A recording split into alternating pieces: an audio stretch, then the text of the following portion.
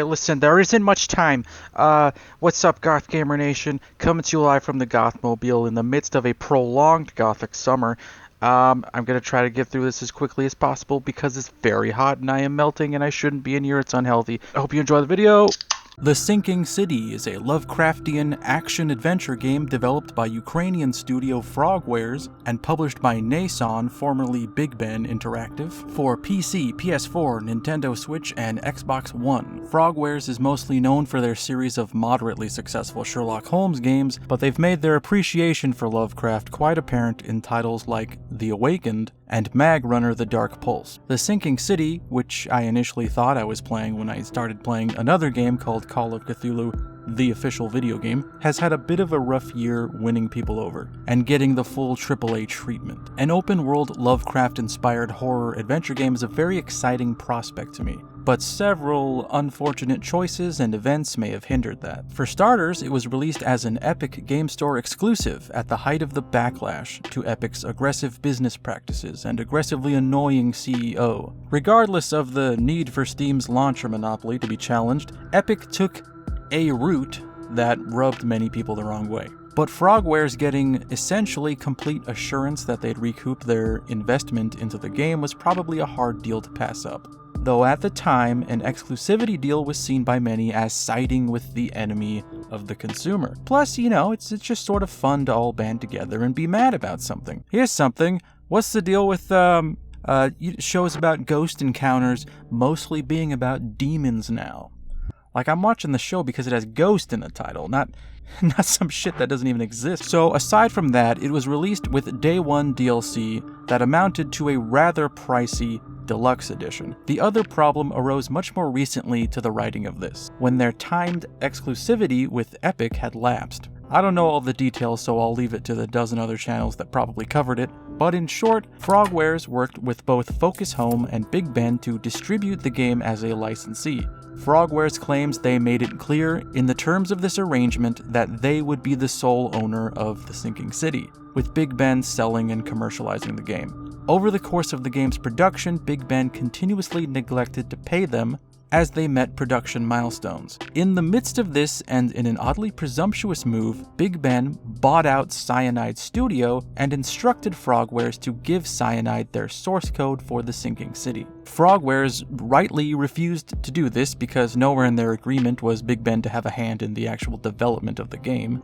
After this, Big Ben refused to pay them for 4 months. I don't know what their plan was in doing this. I'm assuming either Cyanide was already working on a Lovecraft game, and Big Ben thought they'd just combine the two properties, or Big Ben was feeling put out that Frogwares didn't want to play ball and thought, well, we might as well go through with our own game. A better game. A more official game.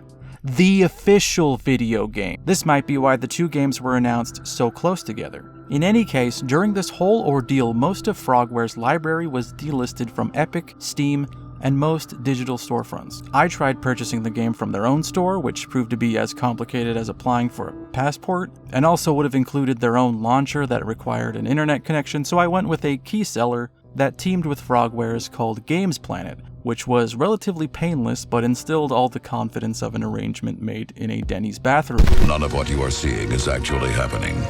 Always a good sign when the About page includes reassurances that this service is, in fact, legal. Reactions to the game seem to vary wildly, settling on an average that seems quite mixed. Destructoid would call it a solid detective experience, if you can get past the harmless jank, while GameSpot, sharp as ever, would call it a mountain of badness.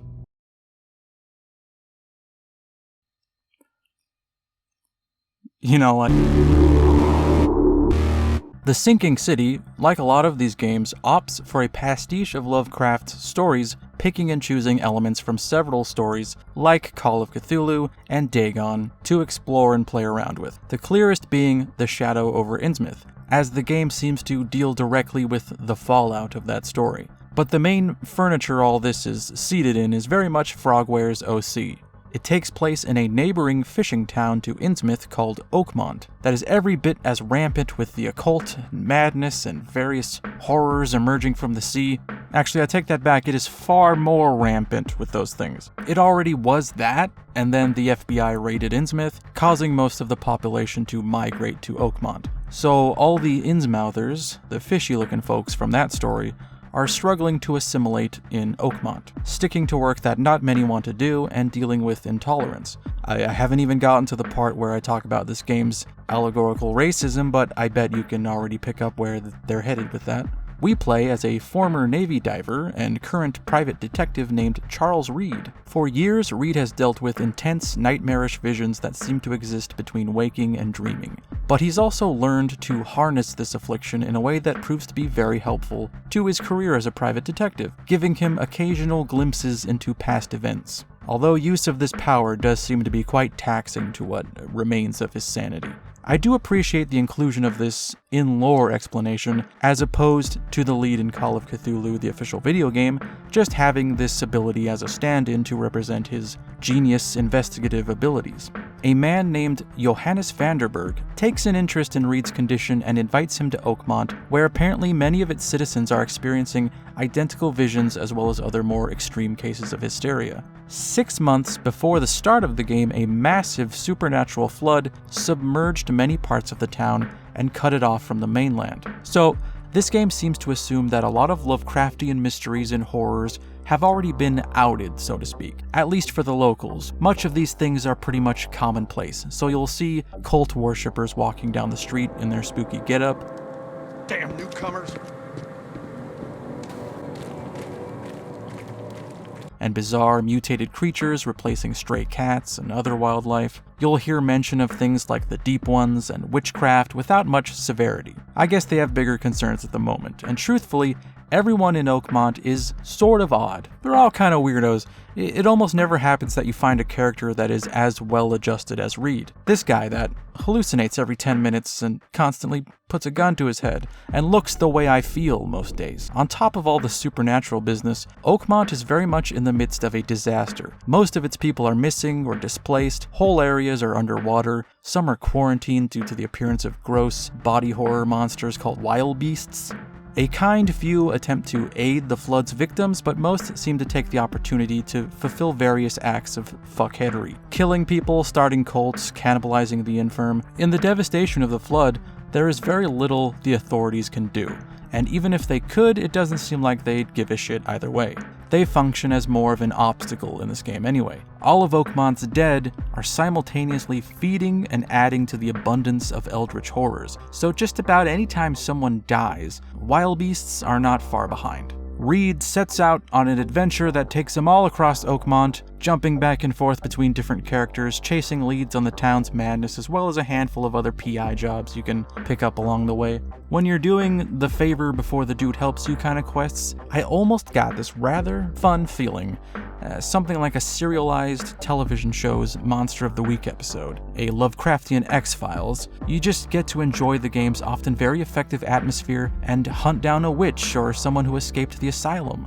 The game feels its length, but it really could have devoted more time to one-off adventures like this, because that's when it's most effective. I found a lot to like about the characters and the town itself. Reed is perpetually exhausted sounding. Every conversation seems like an absolute chore, and like he'd rather be asleep or dead than save the world, which is very much a mood. I like how he'll often just dip out of a conversation with no more than a bye. She had a separate room downstairs. Here's the key, but do watch out for broken glass. Bye.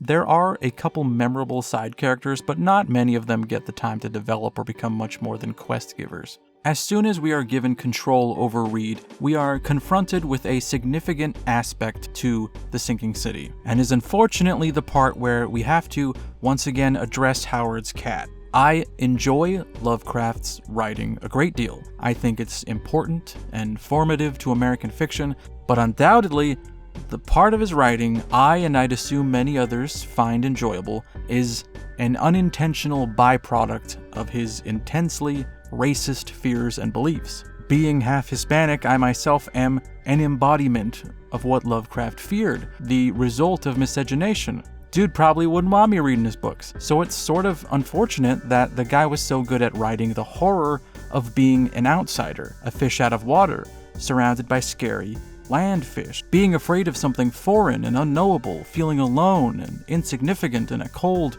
uncaring universe. You know, the things marginalized people probably felt to a greater degree than upper-class white people. I think that feeling, along with the aesthetic of these stories, can be repurposed and remixed by others to even greater success than his own work. In an honestly admirable move, Frogwares chose to confront the racist origins of Lovecraft's horror instead of sweeping it as far under the rug as possible. There are parts of this I commend them for, and parts I think were somewhat misguided. Something that frustrates me deeply is when games want to borrow the imagery and potency of something taboo or controversial, acknowledge it but say nothing about it, point it out and then fail to critique it. Certain Ubisoft games do this. Certain Outlast 2s do this. I feel like The Sinking City occasionally says something, but it does slip into feeling like a half measure for much of the story. This game opens with a disclaimer preparing you that the prejudices people held at the turn of the century, and still do, will be depicted for an authentic representation of this period. And the first plotline we encounter gives us a pretty good look at how Frogwares has chosen to handle this. We meet a man named Robert Throgmorton at the docks. He looks like this. You can ask him why he looks like that, but I chose not to because that seemed rude. Robert is the head of one of Oakmont's grand families, the powerful upper class that functions more or less like mobsters. He's looking for his son Albert, who was also investigating the town's madness by going on an underwater expedition. When his son came back, he was not the same, and witnesses saw him raving to himself before biting someone and running off. Robert immediately suspects that Innsmouthers had something to do with this, using familiar dog whistle phrases, calling them criminals and murderers. I take it you're not the biggest fan of these Innsmouthers. Those fish-faced freaks have overrun this city since the police burned Innsmouth to the ground. But now, those filthy migrants occupy half this damned city. Nevertheless, Reed agrees to look for Albert, as it's probably a smart idea to be on Robert's good side. Thing is, at first, most of the evidence points towards Robert's suspicions being true. It looks like an Innsmouther named Lewis did abduct and kill Albert. But further investigation reveals that both Lewis and Albert were gripped by sudden spells of madness, no doubt exacerbated by whatever Albert experienced at the bottom of the ocean. Lewis killed Albert while both of them were under this power's influence, so it only looked like a hate crime that fed into Robert's prejudice. This is where you decide Lewis's fate. You can tell Robert that Lewis killed Albert, full stop. You could attempt to explain that Lewis did it unknowingly, but given Robert's opinion of Innsmouthers, that will probably end the same for him. Or you could lie. Come up with some story about both of them being dead when you found them. Objectively, the most right thing to do. But once this quest plays out, I'm left confused about what the Sinking City wants to say. Was it commenting on something, or just kinda placidly depicting racism in a matter-of-fact way? Is it mature or cartoony to say things that guilelessly mirror modern politics by including things like, "Make Oakmont great again"? Or that all of this is allegorical, transferring this real tension to a fictional race of people with ape features that are wealthy and really proud of their genetics, and a race of vilified immigrants with fish faces? There are people of color that populate Oakmont, but they are never shown being discriminated against. Even the KKK only seem to focus their hatred on Innsmouthers. Speaking of which, there is a part where you visit the KKK, and I was initially really upset when you get to their club and they've already been attacked by monsters, and then you find a survivor you can talk to, but the game refused to let me kill him? Well, I'd prefer a shot of whiskey. I was thinking, I swear to God, if this game introduces the KKK and doesn't let me kill them, I'm gonna be so mad. I'm gonna pee my pants. Luckily, it turns out to be one of the more memorable moments, and they really milk this confrontation and let you dunk on this nerd before you kill him.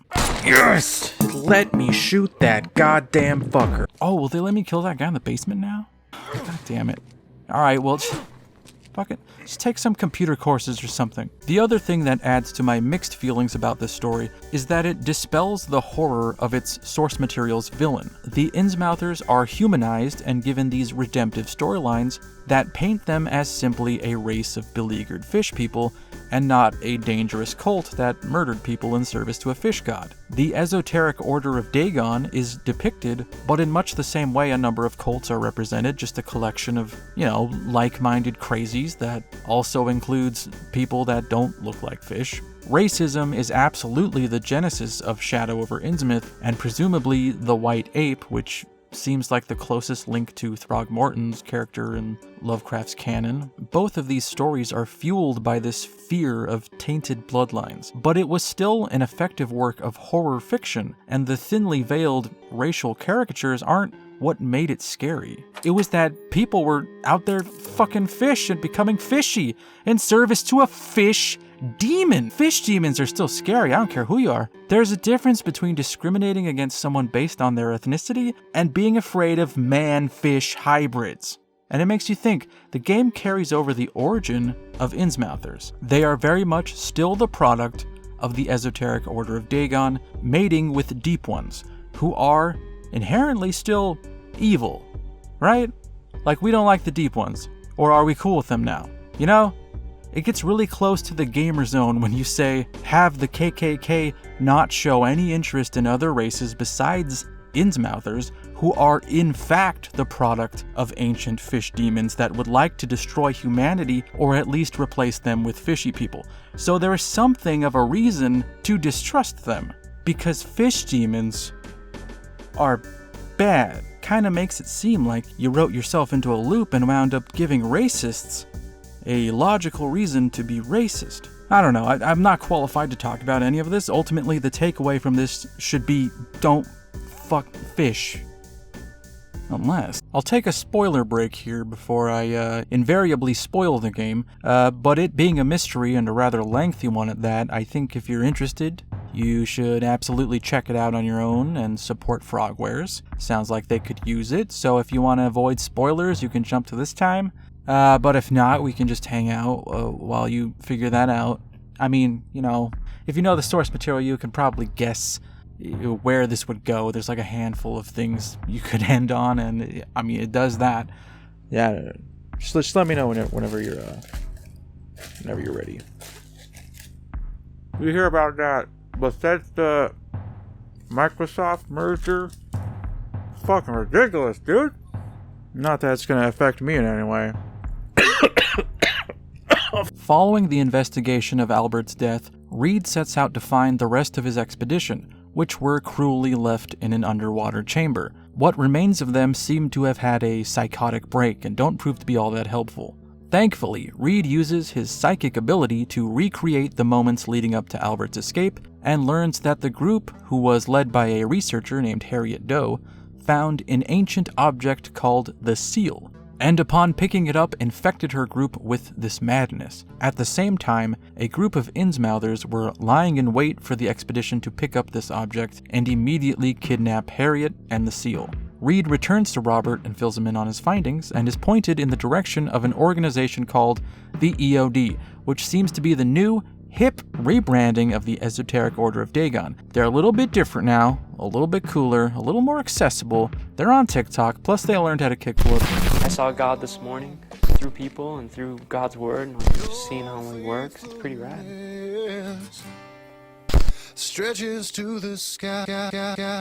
We very quickly see that old habits die hard, and the organization is just as creepy and murderous and fish-fucky as ever. A member of the EOD named Fred offers to give Reed information on the location of Harriet Doe, and in exchange, he has to ensure Fred a ride out of Oakmont and away from the EOD. Leaving Oakmont is all but impossible unless you have mob connections, so Reed winds up helping out one of the other Grand families, the Carpenters. This segment was one of my favorites because it incorporates the fun body swapping and soul transferring tropes that show up in Lovecraft and Lovecraft-inspired work that is just good fodder for creepy writing. Brutus Carpenter claims an attempt was made on his life while a double of himself has taken over his home. Posing as a volunteer, Reed finds that the supposed double and Brutus's son Graham have decided to give up being mobsters and start giving back to the community, offering aid to anyone who shows up. It's one of few scenarios that genuinely feel like tough decisions, where you just sort of have to get a read of Brutus and Graham and decide which one you want to put your faith in. Brutus used to be a gangster, and though he claims his brush with death has changed his outlook and he wants to do better, there is little he or his cronies have done to instill confidence. We get a good look at how brutal his methods were pre-assassination attempt. Graham has more clearly defined good intentions to help all of Oakmont, but allows a dangerous cult to operate in the city in exchange for help making a double of Brutus. The double would of course replace the real Brutus, and then everyone will think Brutus is nice, when really it's just a dumb baby in a Brutus skin. Are you my mommy? Where's my mommy?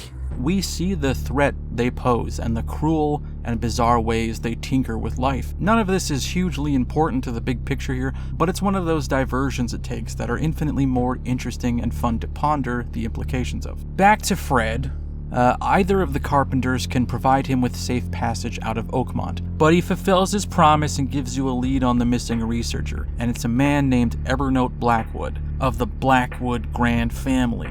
This is where the KKK comes into play, as Evernote had opened his home to Innsmouth refugees as he shares blood with the Marshes, a family directly from Shadow over Innsmouth. The KKK have attacked Evernote and were torturing him to comply with some kind of protection racket, but he was able to seemingly summon wild beasts to attack them, allowing him to escape. We learn that it was initially the EOD that kidnapped this missing researcher, but Evernote and a small army of detractors had begun to organize a revolt against the EOD's leaders, who they see as false prophets. The rest of the Lovecraft business falls into place pretty rapidly from here. It's nothing you haven't seen before, it feels kind of rushed, but it's a perfectly acceptable, if a bit ordinary, result. Of course, Reed is not simply a private eye with powers. He, along with Harriet Doe, are chosen, granted these visions in order to play part in some great cosmic prophecy to unleash Cthulhu, the daughter-mother of Cthulhu, who will birth her father-son, the real Cthulhu. It wasn't weird at the time, okay? Grow up. And in doing so, undoing humanity. Or possibly, still alarming but less so, resetting the prophecy cycle, meaning all this will happen again, the flood, the madness, the monsters, but not for another 100 years or so. Sounds better. I guess. The pacing of the game could be kind of odd because they dump all this, endgame information on you. It feels like there are a lot of distractions that happen before any of this comes to a head. Most noteworthy being Johannes Vanderberg framing you for his own murder, which turns out to be this whole ordeal where you get arrested and you have to prove your innocence, and the person that really did it was somebody that just looks exactly like you, which could also be their way of excusing the fact that they just don't have very many character models. It doesn't make any sense, but I kind of like that it doesn't. They just address hey, we look the same, and then they never touch on it. I'm just as confused as you are. Do you have any relatives in Boston? Not that I know of. But all this was some kind of test orchestrated by Vanderberg, who is likely some kind of immortal being. He does seem to associate with a gang called the Yellow Kings, so he's probably the King in Yellow, a reference to Lovecraft's spiritual progenitor, Robert William Chambers. There are 3 different endings, and none of them seem to maintain a glimmer of hope for Oakmont, or for humanity. You don't get the, well, at least he's just an alcoholic with PTSD now type ending, where the day is saved but our plucky hero is mentally scarred by the experience. To some degree, I respect this decision. It is wholly appropriate. I guess I'm not upset by any of them narratively, it's just that at the end I feel like I deserved more, which I don't ever feel about anything. I don't deserve anything. You can spit on me, kick me in the ribs, call me a little bitch boy. I'd pay you. I don't let him off the hook till I reel him in a couple times. That way you catch a fish. But I feel like the culmination of all this plot, you shouldn't be able to conclude it in a 10-second cutscene. I mean, I did so much shit. And what? You run away to Boston, Boston gets flooded, you kill yourself, and Vanderberg just sends for another chosen. I found myself preferring the worst possible outcome because it's just a powerful visual to see a giant tidal wave about to drown the earth. Maybe it's even cathartic in a way. Maybe I've looked up the likelihood of that happening to my town. And it's not very likely. Okay, come back now. Please. Anyway, I don't know if it's just the difficulty inherent in telling a Lovecraftian story at your own pace in an open world, but it seems to function on this wildly erratic scale of excitement. With all these more interesting side stories, the main plotline with the flood and the madness and Reed's connection to it seems kind of plain. I've seen this before. I remember a plotline where you're hunting this Mayan priestess that a street wizard of some kind resurrected to interrogate about the entrance to an underwater temple, but his shitty partner just wanted to torture it until it told him where its gold was, and it kept dying, so he kept having to resurrect it, and I kept thinking this is so much more fun. And then it escapes, and since it feeds on blood, you gotta research newspaper headlines about a vampire. I fucking forgot there was some bullshit about prophecies and the world ending. Like, can't we just do this? Frickin' roam the US looking for cool shit to investigate and hunt. Maybe we drive around in a 67 Chevy Impala. Maybe my book-smart brother and an angel in a trench coat tag along. Yeah, have I done this bit already? The moment I could feel a conversation heading towards, hey, maybe there's something I could do for you to get your help, I would get really excited. I like how Reed just hands out his services as a private detective, even when he's trying to prove he's not a private detective. That may be true, but I don't know you from Adam. Prove you ain't some gumshoe. Look, I'm not a detective, okay? I'll prove it. Maybe you hire me to do a little detective work, huh? You need me to find someone? You need me to find your dad? Huh? You miss your dad? Want me to go get him? See, here's where I invalidate any criticism I just had about this game's plot. I'm not really gonna fixate on all that shit. I like this realm of storytelling, so I enjoyed myself most of the time. For me, it's easy to see all these aspects of it that feel unfinished or like there is unmet potential, but when it comes to Lovecraft games, which we don't really get as often as I'd wish, you need to be open-minded. I mean, if you want to enjoy most of them, this impossible dream game is not going to happen anytime soon. Like, it's been 15 years since I was truly enthralled by a Lovecraft game. What we can hope for, I think, are projects like The Sinking City that aspire to that impossibility, that try big things, land some of them and others not so much, but there is heart and appreciation for the source material, as well as attempts to subvert it and expand it. It's such a bizarre line to walk because you can rewind this and hear me saying things like it was acceptable or ordinary, but to a degree I guess that's what I'm after, right? I want the thing that feels like the thing I liked before, but also I want to be surprised, but not too much. Show me what I've seen, but in a way I've never seen it. Us gamers are just never really happy, are we?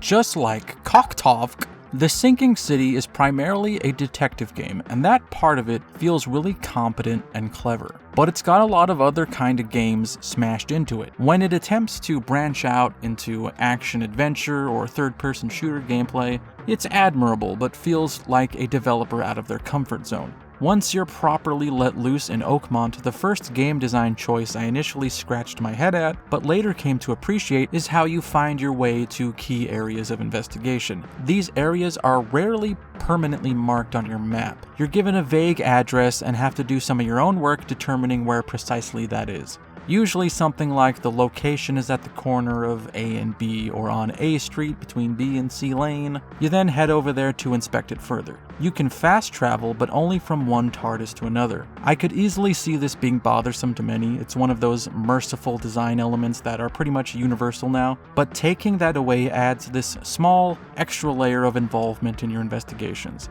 It feels more like you're unraveling something. You also have to consult reference material to unlock clues using the ones you have. This is another thing that could be seen as tedium to some degree, but I really got a kick out of. You can check newspaper archives, hospital admissions, police reports, legal documents, and you have to actually travel to all these locations to do that. Then you combine all your collected clues in your mind palace to form deduction. These can change and lead to various outcomes based on what you know and sometimes just what your gut tells you. What's your hunch? The cornerstone of pre-forensic detective work. Clues are unlocked in a number of other ways, like in conversation and in the visions of past events that Reed can perceive. These I didn't really care for. I enjoy there being some conceit for me to see these things happening, but the way it's integrated into gameplay feels almost patronizingly simple. You walk over these psychic hotspots and see a little vignette of the past, and then you have to activate them in the correct order to make Reed understand things, when you have most likely already put this together in your own mind palace. So you have to walk through replaying all these memories until Reed catches up with you. 2 men broke in to steal a mirror. Oh, nice work, Patricia Arquette. You're finally up to speed. Because Patricia, she was in the otherworldly vision, also allows you to detect supernatural illusions. Some of the people you'll be investigating are not novices when it comes to the occult and magic, so every once in a while they will disguise an object or document of importance as another thing, or maybe even block off a whole room of a house with a magic wall. Reed can easily see through these spells, but using this ability drains his sanity. You gotta have a sanity meter. How else are you gonna know how fucked up this dude is? Your sanity drops for a lot of reasons, mostly when you're around violence or monsters. But you can slow that down by not looking at either directly. If you do, Reed's perception gets all wonky and he starts hallucinating. If this gets bad enough, things will get really dark and he'll start spawning enemies that only he can see. I mean, I don't think anyone can see the regular enemies anyway. Sometimes I'll be shooting at them and then like a cop will start shooting at me for no reason. I know that's like what they're good at, but like, I'm trying to kill a monster, buddy. Maybe call this one in? Like, I'm not the problem here. NPCs are kind of a big problem with this game.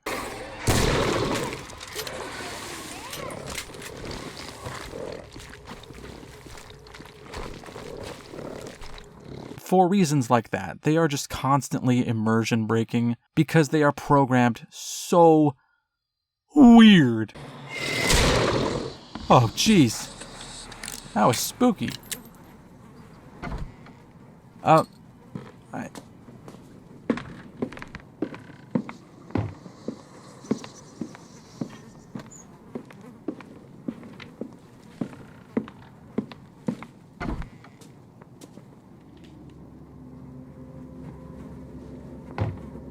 They also just walk into walls and pop into frame weirdly. I found it pretty amusing that I can tell the game secretly remembers if you've killed civilians, and certain dialogue choices, like when you're talking to the police, changes. You stroll the streets with a loaded gun, firing at innocent passersby, and don't you dare deny it. And they were giving me shit because I had to kill a few cops who started shooting at me when I was just trying to shoot monsters. Monsters in blue.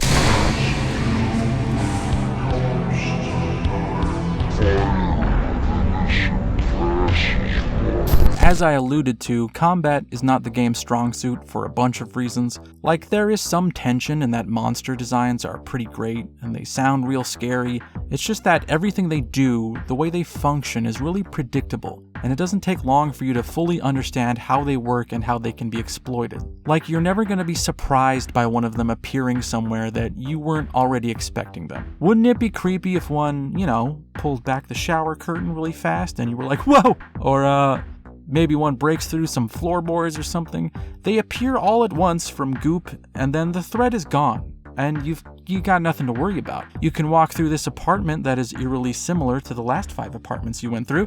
That's another big oof on the game design front. By Frogware's own admission, handcrafting a big open world is kinda hard, so they came up with this clever way of generating large parts of Oakmont, which on the outside does look very pretty and atmospheric, but once you've been inside a few areas, you notice that they have like 5 different layouts that are identical on every level, down to item drop placement, and it makes a lot of the side quests feel like empty busy work. Going to the same fucking house where the hidden room is in the same fucking place and the item drop is in the same fucking place. Lootable containers are another odd, inconsistent choice because they exist to give you randomized, presumably, crafting materials. You have to craft all your items and ammunition for weapons/money because bullets are the currency of choice in a post-flood Oakmont. I presume this was to make ammo, regular health, and mental health items scarce. You rarely find the items pre-made, but you will find a piece of them, and then you can craft it, and I can see how that would add some weight to how you decide to use your supplies. But these containers replenish, and they never move. You'll always know where they are, and they will always have something in them. So I never really had a shortage of anything in the game. Oh, hell yeah, sick haul. It seems like an oversight that borders on an exploit. I don't know a smarter way around this other than like a bartering mechanic or being able to loot enemies. As it is, there isn't much to shatter the illusion of safety. I can think of one time I was genuinely creeped out by one of the monsters, and it was because it anglerfished me by pretending to be a woman waving at me for help. But, it was fucking not that. See, like, I didn't know that was gonna be a scary thing. Sure, there was a trail of conveniently placed red barrels leading up to it, but I didn't know you'd randomly pull out a new monster that isn't one of the 5 or so that appear in every monster confrontation. I almost wish you wound up shooting more people because they were more unpredictable, and gunfights often just erupt out of conversation, and I had to jump from my reclined position to be at the ready for it. Oh, we're fighting dudes? Hell yeah! Oh.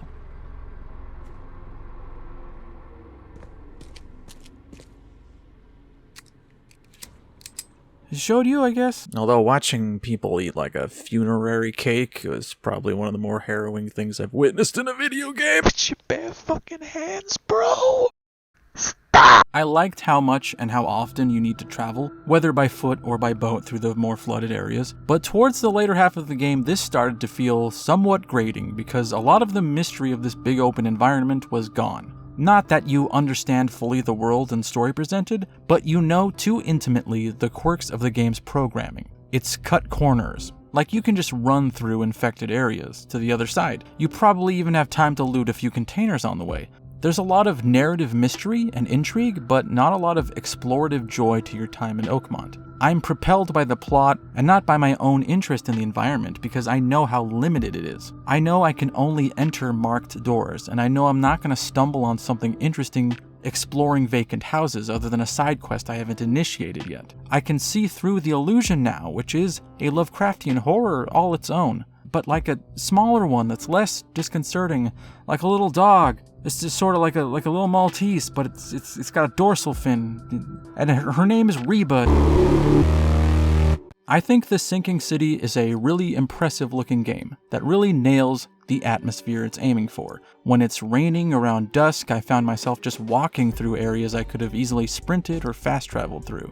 The way it comes down in a dense mist and the way light reflects off the wet details of Reed's outfit. Areas around the harbor were my favorite because they add so much detail to their ruin. It looks muddy and smelly and like the ocean is just reclaiming the town a couple feet at a time, covering walls and barnacles and leaving dead sea life strewn everywhere. Ooh, or if it gets like foggy and you can see moonbeams kind of cutting through it and odd silhouettes emerging in the distance.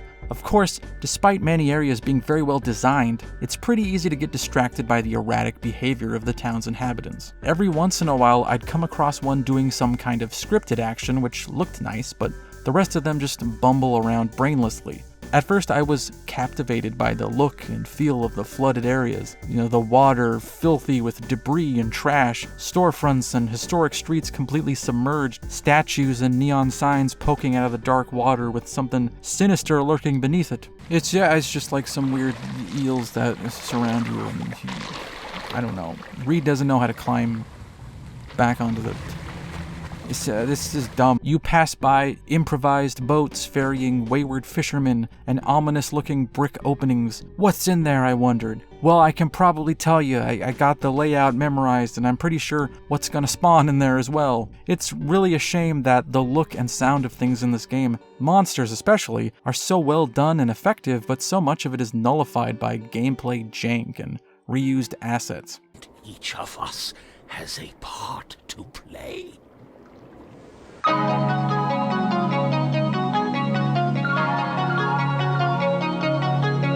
Underwater segments offer some striking imagery, but these aren't very well thought out and only last a brief walk from one side of the room to another. Maybe you gotta shoot a fish, but fucking just maybe, man. Character models are pretty good if a little dead-eyed. There are some, but very few characters that seem as lovingly designed as Reed. I don't know, I just really connected with his whole vibe. He seems like a cool dude. Maybe he'd want to hang out. Conversations can kinda cut...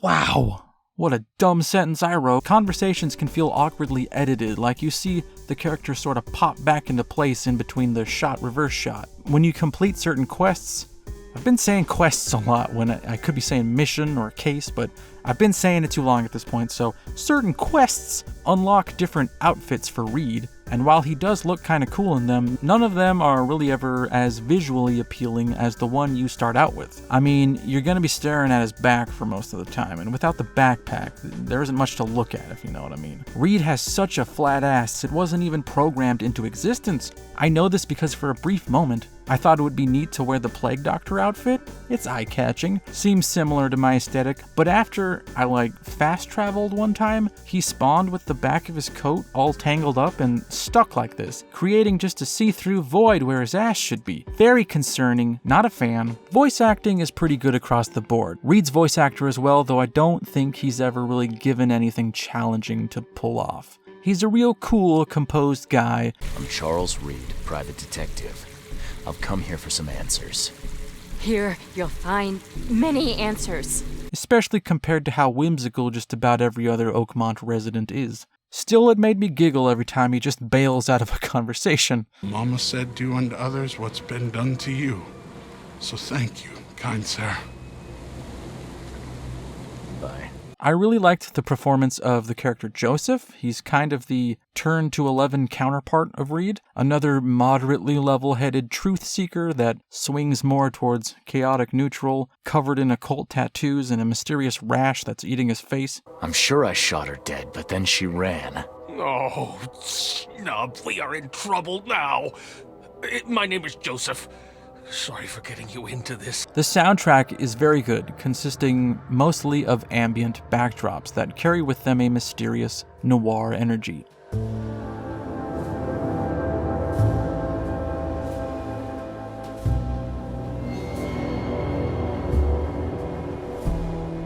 Sometimes there will be traces of familiar instrumentation, but they feel hopelessly drowned out and distant, like they were recorded at the bottom of the ocean.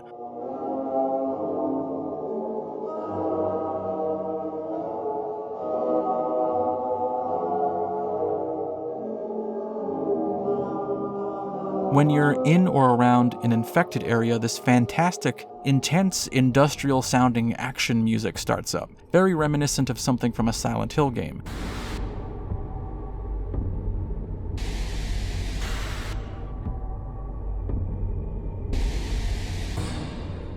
I would literally avoid these areas because of the song. You gotta make your own fun sometimes, you know? And you gotta laugh. The worst game I have ever purchased from PS4 store, and it was so expensive. $45 for what? No graphic, no storyline, nothing at all. Complete waste of money and time. I wish I can refund my money. Did you, receive the game? Because the one I played had graphic. Whole bunch of graphics. There was a town, there was a monster, there's a cake shaped like a dead Bigfoot. If you got a black screen when you booted it up, then yeah, I'd absolutely pursue a refund. That's no good. Disappointing movie. No starting, no ending, full confusioning. Storyline was poor, not at all a horror. No feel of horror, waste of money. My rating, 2.5 out of 10. See, maybe this is a reoccurring issue for some people that bought the game. Maybe they've been receiving defective copies because what I played, well, it was a game, and it for sure started and ended. I can completely understand the confusioning. So Frogwares, you need to get on this and help these two out, because that's not acceptable. Game's gotta have a start. Hey, you start playing it if it don't start. It's okay, good. That's not a bad way to put it. I'd agree with that. This game was okay, good. Yeah. Absolute trash. Don't get it. I got 30 minutes in and was like, I will just read Lovecraft or play Bloodborne/Dark Souls. If I want a horror action game, thank you very much. I think I just fundamentally cannot understand the angry passion seething through some gamers because this makes no sense to me. That's like if halfway through a movie I said, ugh, the acting in this film is really bad. I'm gonna go listen to rock music. I'm here to play a game. How is reading a short story a comparable alternative? I get it. You read. Okay? Good for you. I never played this game, but why the fuck am I reading this then? Epic doesn't care about its player base or anything but money. They scrapped Paragon, and now they've scrapped Save the World. Don't waste your money buying any of their games. It likely will never be finished, and they will let the player base slowly dwindle and die. I'm sure you're right that they don't care. Nobody's debating that. I don't know either of these games, but The Sinking City was an Epic's game. It was just exclusive to their launcher on PC. The game is finished though, like it's done. You could go play it. Maybe review it here instead of whatever it is you're doing now. This game would have been far superior on a non-Epic Games platform. 1. No cloud saves. 2. No achievements. 3. Epic Store only, C1 and 2. Basically, this dumpster fire was rushed to market so that Epic would have another exclusive under their belt. Too bad these guys sold out to Epic. This is the type of AAA game that will be $19.99 in a couple of months. Except, since it's an Epic exclusive, they'll probably price gouge until it comes out on Steam. I don't know if there's any validity behind Frogwares rushing to give Epic another exclusive, but I kinda doubt it. I feel like much of the game's problems stem from them attempting to make something outside their comfortable wheelhouse. Yeah, there is a certain undercooked quality to it, but given how much time it actually spent in the oven, I think this was just a safe place to get the game out and not go bankrupt in the process. Regardless, it's hardly a great criteria for review bombing the game itself, and given that there is nothing in this review criticizing the game's content, I can only assume this person didn't play it and is just simping for Steam. The Sinking City was a primarily good experience. Any Lovecraft game is going to have its own quirks, its own issues. It's a difficult concept to adapt into a medium outside the written word, as it is, and on top of that, they have to have some measure of mass appeal, while also trying to placate an intensely fickle fan base. I think more so than having a good time playing the game, it just kind of feels good that this game got made, that games like this get made. I think this game weaves a likable and familiar story while also making an earnest attempt to experiment, play around with, and even break Lovecraft's toys. I think the result of that was primarily interesting. I don't know how I'm supposed to feel about a lot of aspects of it. I mean, I guess I get that, like, being mean to fish demon people, is bad. I feel like I've done a lot of self-reflection, and maybe I've always had a problem with fish demons. I never really wanted to examine it, open that door, but I guess it's always been there, and I don't know why. I just hate them. Sometimes it's just real tough to kill these freaks. I'm easy to please, easy to entertain with Lovecraft media. I'm very forgiving of the shortcomings of these games. I can dive deep into the myriad issues and point and laugh at it, and I feel as though, to some degree, I have done that. It's easy and it's funny, but I pick up on a lot of heart and ambition in this game. A lot of out there choices and ideas that make it clear to me that they weren't aiming to appease genre convention. They were trying something, and boy does that win me over. I truly hope they get another pass at this franchise, or at least attempt to expand and improve some of the ideas they were playing with. Yes, traveling and combat kinda outwears its welcome near the end and feels progressively more shallow, but it has a strong first couple hours. It looks great on PC, save for some immersion-breaking goofs. I love the soundtrack. I'm probably more likely to revisit that than the game, just because that would be a bit of a commitment.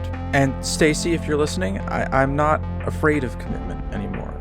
I've learned a lot about myself and a lot about my feelings about commitment and fish people, and I think I know myself a little better, and you know.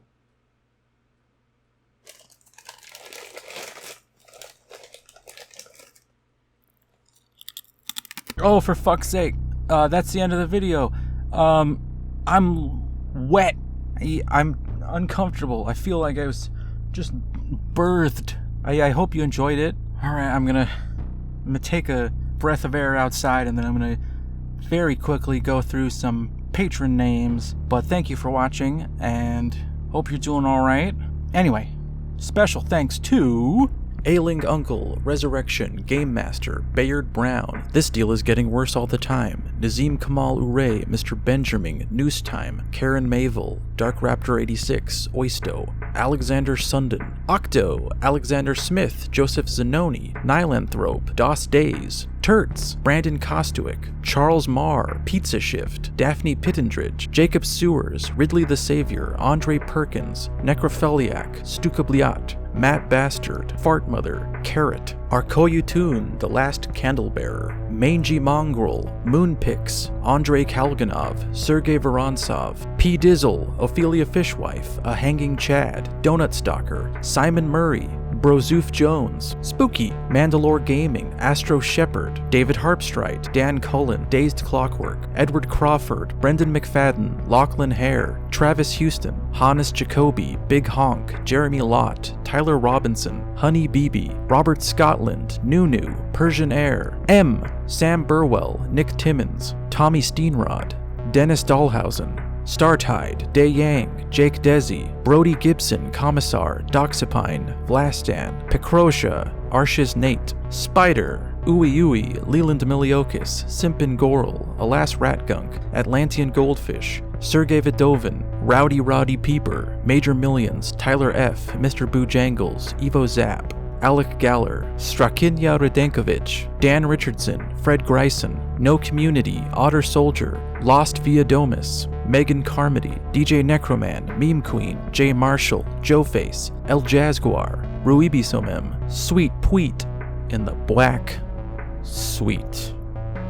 Now you're doing this on purpose. Declan J. Keane, Totally Not a Mimic, Josh Scharf, Ottavio Albanesi, Bismarck, Michael King, Noiles, Roland, Petrus Montanu, Joyful Beard, Q-Chan, Jean-Philippe Malouin, Rose, Nicholas Nelson, Steinuel, Fazy, Vivitis, Ross Armstrong, Byron Callan, Callum May, Cassiar, Grimbeard and Neril are my two dads, Rourke McKenzie, Austin Scott, Keith Pitt, Brianna Maria McKenzie, Lucas Kettner, Nikita Denisov, Mr. Sark, Dylan Sorum, Daniel Person, Brendan Naftel, Jojo Evans, Colton Rowe, PJ, A League of Struggle, Charles Vincent Chavalier, Le Bosson de Verdun, Zubertuber, Sebastian Wappler, Sean Clausen, Omar Iid, Calavera, Theo Goodman, Bindle, Chris Jordan, Tomas Pelikan, I'm sorry in advance, Zudenek Benez, Aratak, Kreisha Gumdrop, Der Commissar, Colin Boyd, Trenton Wilkins, Big Cheese 1000, Justin Stewart, David Moreau, Sir Alohomora, Eris Alessandrakis, Pedro Costum, Adventure Game Geek, Ghost LPs, Niles Crane 19,